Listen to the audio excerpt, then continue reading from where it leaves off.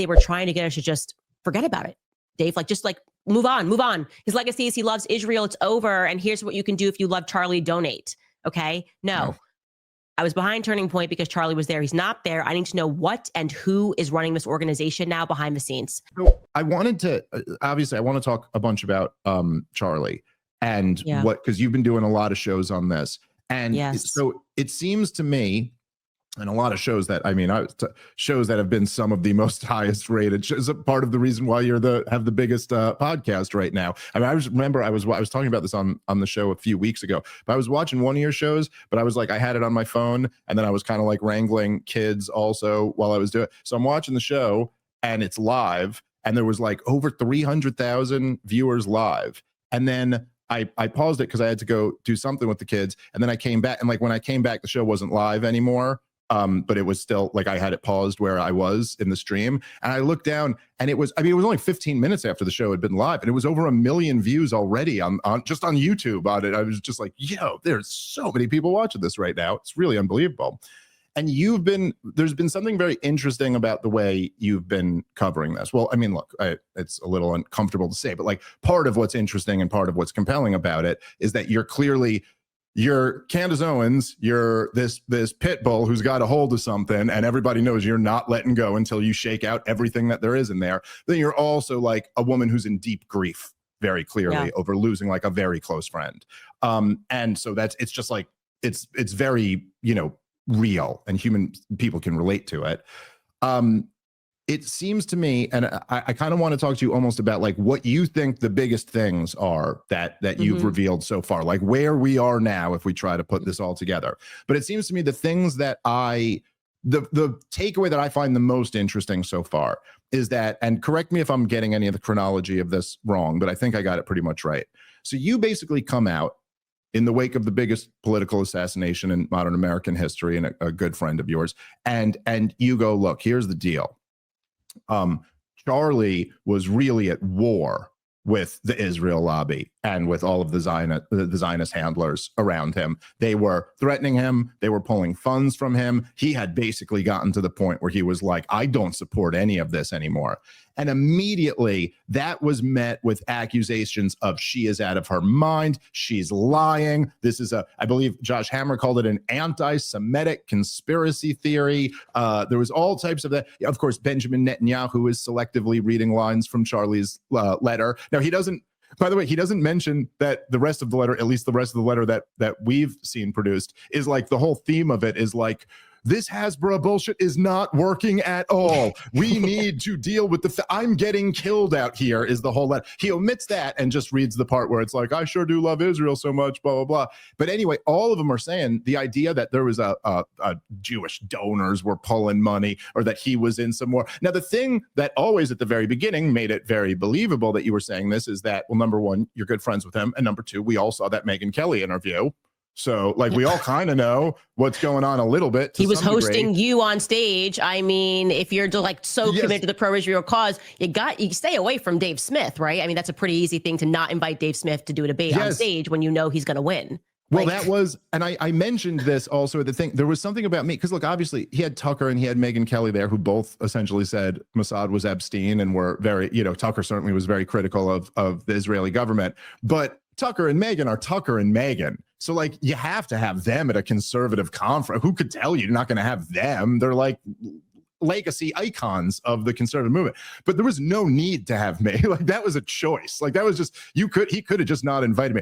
But anyway, so then this all gets exposed, or this, you get attacked for making up this nonsense. And now all of the receipts have been produced that this part I don't even think is in dispute by anyone at this point, that yes, millions of dollars had been pulled out of Turning Point USA over platforming Tucker Carlson and maybe to some extent me or whatever. And then also the biggest one is this thread, this group chat where he actually literally says in writing that I'm forced. I have no choice other than to abandon Israel. And then the other thing that is a real important detail here, which really, can't be overstated, is that Charlie's right-hand man there, I'm sorry, I'm blanking on his name, Andrew, is it? At Turning Point? Yes. So Andrew, who I met down at that event, who was always by Charlie's side, he confirmed not only that the group chat was real, that he's the one who took the screenshot of it and that he sent it to the authorities, which is like, look, it's just, I'm not saying that proves anything about who done it, but it is like the fact that the closest guy in the organization to Charlie found that information to be relevant enough that he's like, the authorities should know that he just said he was turning on Israel. Now, correct me if I'm getting any of the chronology of this wrong, or if there's more stuff you want to add, but that at least is like, that at least justifies your entire investigation into this, that you're like, hey, you guys were saying this whole thing was crazy. And we're at least at the point where like, no, it's pretty much confirmed by all that that's exactly what was going on.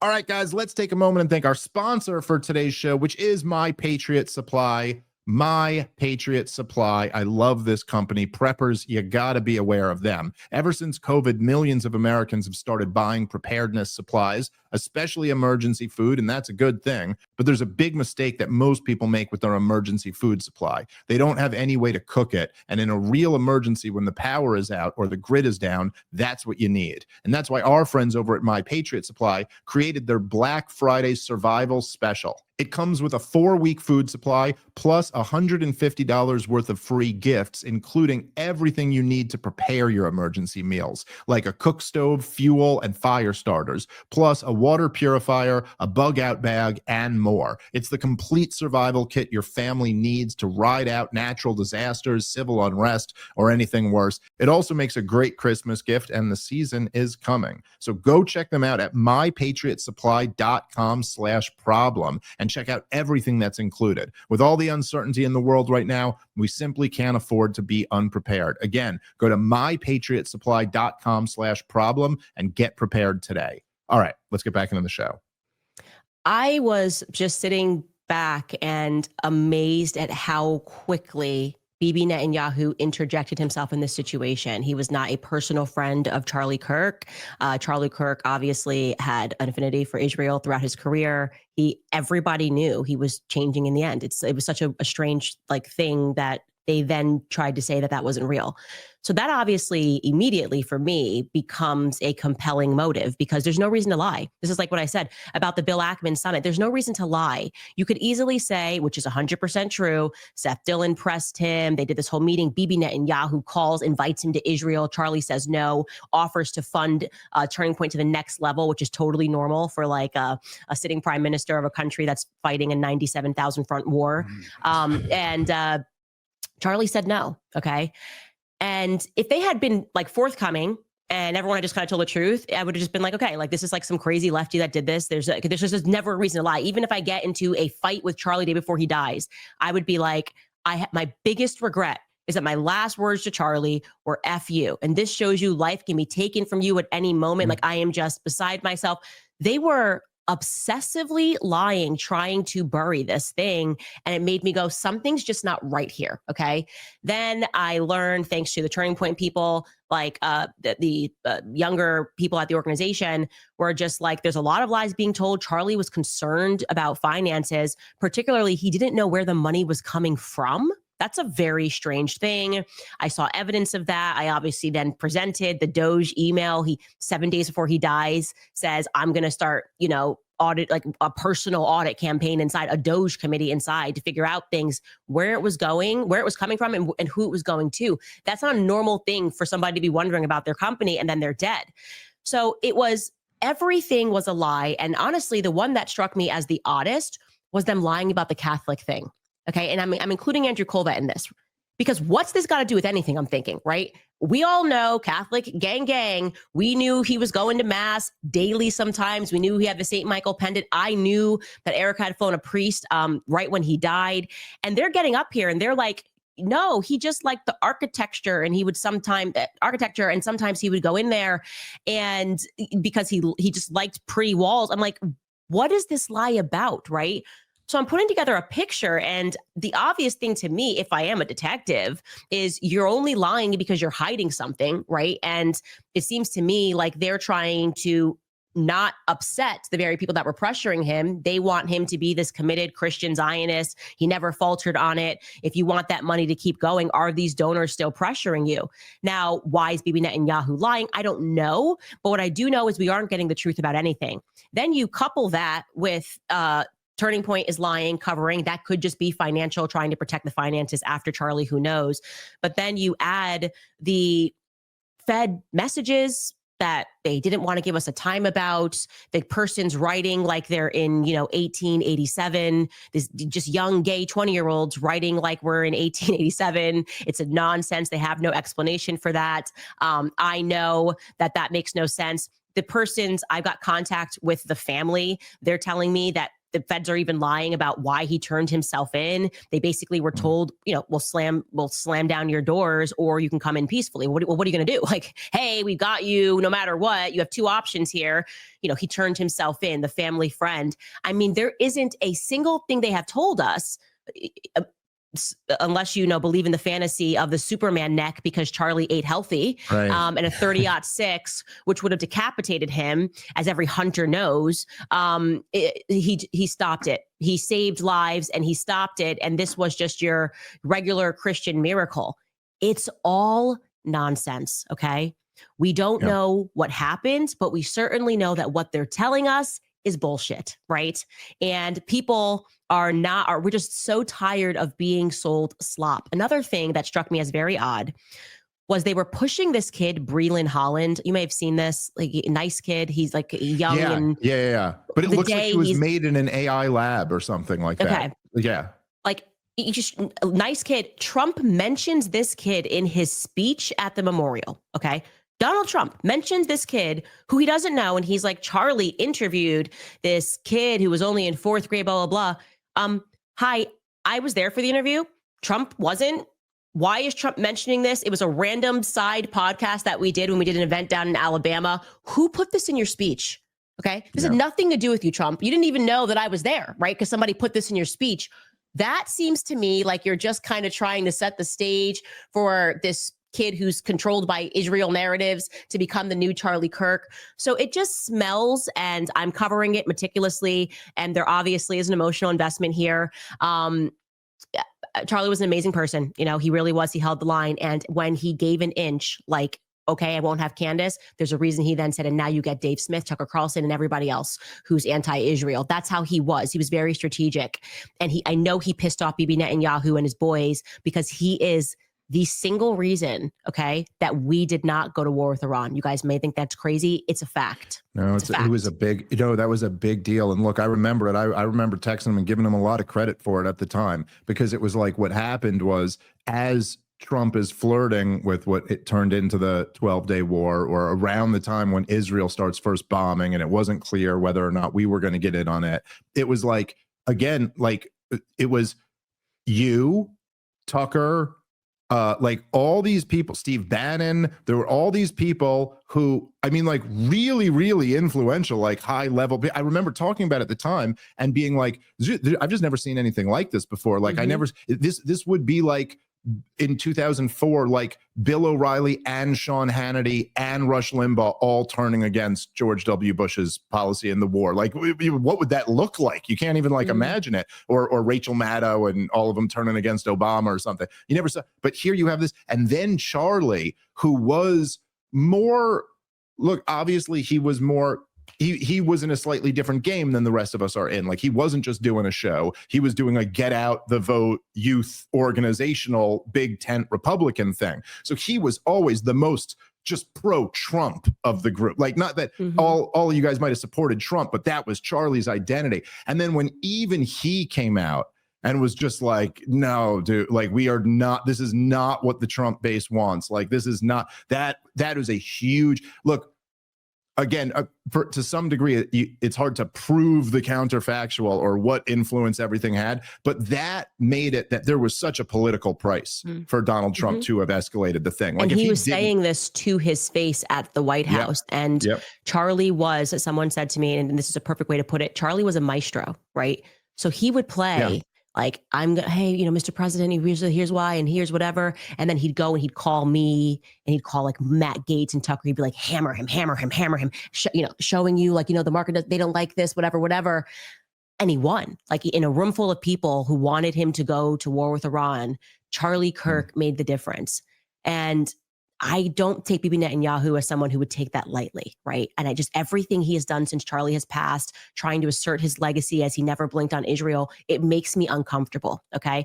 Now, that's a feeling, and I've expressed that feeling, but I've also been meticulous about delivering a timeline of the facts, and it is very clear that some funny business started happening after the notorious event where you and Tucker spoke at, and they were enraged, and the donors were enraged. They took millions of dollars, and he said after that, he said no to Bibi Netanyahu. He said, no, I don't want your money. I don't want to take Turning Point to the next level.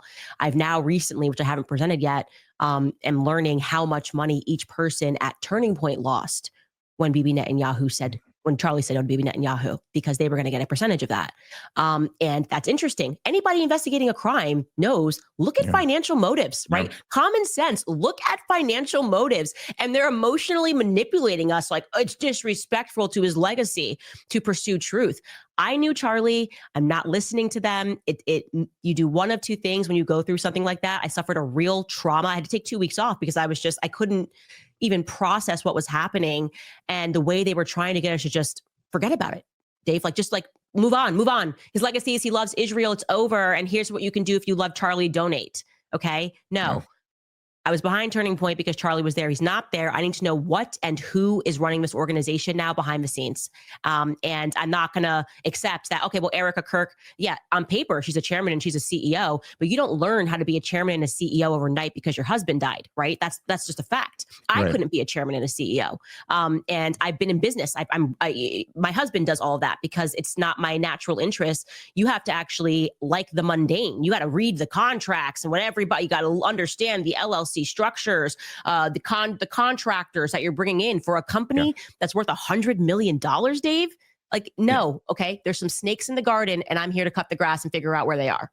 Yeah, well, and I think also people don't understand how talented Charlie was, and that's natural. That's the way things work with really talented people. Like, they make it look kind of easy, and then everybody else kind of doesn't really. But it's like, just to be like, people don't understand how good you have to be to go just like do what he would do and hold court with all of these students and debate 1,000 different people, and then go, like, you got to be really good to do that. But then also people in a weird way go, Charlie did what all of us do, and then he ran this gigantic organization, which really moved the needle in a very powerful way. In fact, might be the reason why Donald Trump is president. I mean, if you go look at the polling data from 2024, the youth movement was a huge difference for Donald Trump, and I'd have to double look at that, might have been the margin of victory. It was a big deal. And by the way, all those youth are now going back to the Democrats. At least that's what it looks like as of this week, which is an interesting thing to think about. I'm not going to vote, so there's that. There's a real interesting dynamic there that I kind of that I do want to talk to you about a bit, where it seems like it's almost, and in a way, I think this was something that was one of Charlie's big concerns. Okay, we'll get to this in a second, but it was like, I know, so essentially, right, like, everybody started kind of releasing messages, and Netanyahu is selectively reading from the letter. Bill Ackman's releasing text messages. You end up releasing some group checks, and you had that one show where you were like, hey, Dave, Tucker, like, whatever you guys got, like, and I was like, okay. So I looked through my text message with Charlie. I didn't know, we became friends over this last year, but I didn't know him like the way you knew him. We weren't like close like that. But I was like, I wonder if and I didn't really have much, but I had that one text message that he did send me right after I debated Douglas Murray, where he was like, this Murray guy was really full of shit. And he goes, I actually agree with almost all of what you were saying there. And I did release that because I do think, like, look, even if, let's just say there is a thorough investigation, it gets done with, there's cameras in the courtroom, we all get to see the evidence, please. And we really are at the end of this. Like, 8 months from now, me and you are talking and we're like, it was Tyler Robinson, and it was, like, this is just, the evidence does look like he was a lone left-wing nut. Okay, fine. It's still, the fact is that when somebody young, who's so beloved by millions of people, gets killed in such a public, gruesome way, and such a high profile political assassination, that people trying to hijack his legacy, like that matters. And I'm sorry, like if you're going to tell me that Charlie Kirk, there is no daylight between him and Ben Shapiro or him and Josh Hammer or him and Benjamin Netanyahu, let me tell you what none of those guys do is text me after my debate with Douglas Murray and go, you know, I really agreed with most of what you said there. They don't say that. You're an evil enemy to them at that point. And that wasn't Charlie's attitude. Charlie's attitude was like, I get what you're saying, man. Let's talk about this more. Like, we should hammer this out. And so at the very least, even if it's not something to do with the actual like crime, this is all still very relevant to get to the bottom of, like, what was going on here. And then, of course, by the way, you're speaking to his character. And that's what I wanted people to understand. For the people that were like, oh, Charlie was just doing whatever for Israel. Charlie was pro-Israel like I was pro-Israel because he actually believed it at that time. He was an authentic human being. It was not this like hardcore political idiot. He wasn't in a cult, and he was transformative. If he thought something and he was wrong, he would change his mind and he would tell you how he got there. And they knew that about him. They knew that he was not a cult member and that money was not going to be something that was going to make him go, okay, well, I'm just going to say the thing and look like a fool. What Charlie wanted more than anything else was to win. Okay. In order to win, you have to be right. In order to win, you have to be right long term. And so Charlie would do the due diligence. He would study things. He would have the conversations, and he was landing up. He was just winding up on the other side of this thing, like I did, where it's like, hey, and that's what I said to him. I was like, when you start looking into this, you're feeling the pressure. You're going to see something's very wrong. Like, we did not have this right, Charlie. We did not have this right.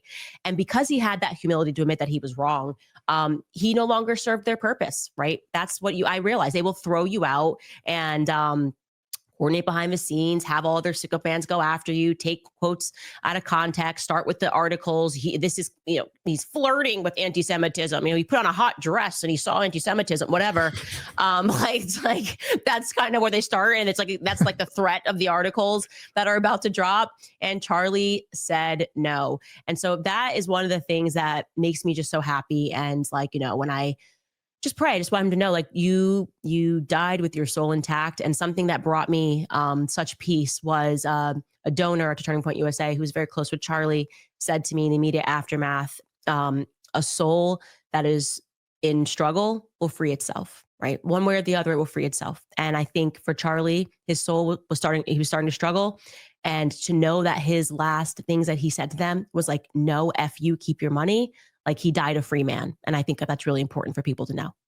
Yeah. Yeah. And like, if I just can't imagine, like to Josh Hammer, who supposedly was a close friend of Charlie Kirk's, and and according to him was which is, I think, very weird to be saying right after he died. Like, even if this was true, I would find this very bizarre to be saying. Like, if you, if I just like the first podcast, just knowing Charlie the way I knew him, if I like the first I'm so sorry Dave Smith died. The last thing Dave Smith said to me, the last thing he said to me, we had this conversation. He was like, Candace, your feminism book was amazing. And I want to go to makehimasandwich.com and buy your feminism book. And it was the last loving conversation we had. It was really close to Dave.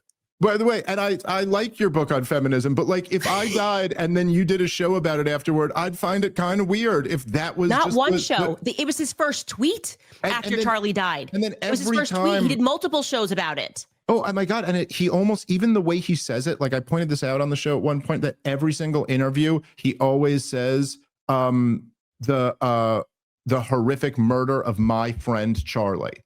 It just always in those words. It's always the horrific murder of my friend. It's like, why are you talking to me like you focus group says that? Like, I don't want the global language dictionary here. Be a human being. Talk about what, and I would just imagine, like, whatever it is, like me and you, we agree on all types of issues. And like, let's say like right before, like, God forbid something happened to you. The night before, you were texting with me and you were like, I don't know, Dave. I mean, I know you've been saying we should end the Fed and have like a free market and money, but I'm really thinking we need a central bank and blah, blah, blah. And I was like, oh, shoot, like Candace is like, diverting from the thing that we agree on or whatever.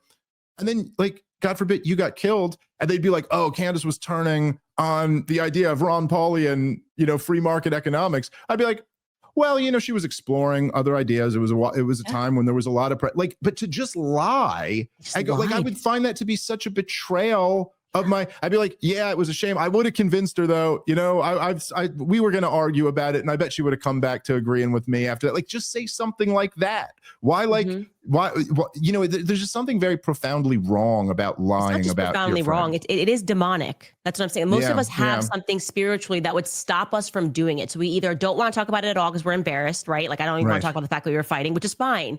But to race out of the gate before anybody even cares about what your last conversation was, and to lie about his state of mind, and knowing he was feeling so much pressure too. Like, he was like hurting over this. Like, you know what I mean? And you just lie. There is something spiritually wrong with Josh Hammer. So I don't even accept that, like, oh, like it's disgusting, it's wrong. It's like, no, this is actually demonic. Okay. A regular human being can't do that. There's certain things you just go, oh, I'm sorry. That makes me really uncomfortable to do something like that.